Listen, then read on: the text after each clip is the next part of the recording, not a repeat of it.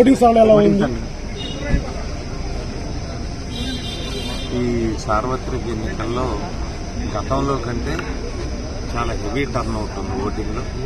ఇది ఇప్పటికే సుమారు 50% పైన జరిగినట్టు అనేది గుర్తులు తెలుస్తుంది. గతంలో అయితే 79, 80తో క్లోజ్ అయ్యే సుమారు ఈసారి 80 దాటి 90% వరకు పోటీలు. అంటే ప్రభుత్వం ఒక పాజిటివ్ ఇంపాక్ట్ అనేది.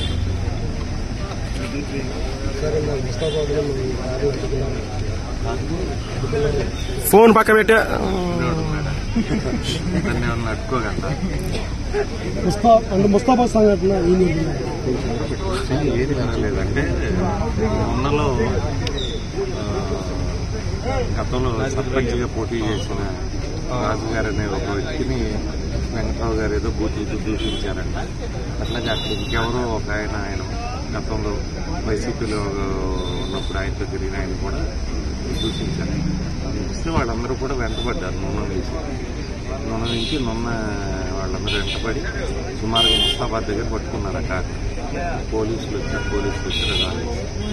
మనకేం సంబంధం లేదు. లోకల్ గొడవలు ఆయన వెళ్ళి తిట్టాడు. వాళ్ళు నొన్నాళ్ళు ఎమ్మటపడి ముస్తాబాద్ దగ్గర పట్టుకున్నారు.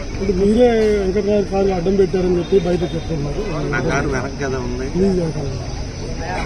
నా కారు వెనక ఉంది కదా. ఆయన కారే ముందు.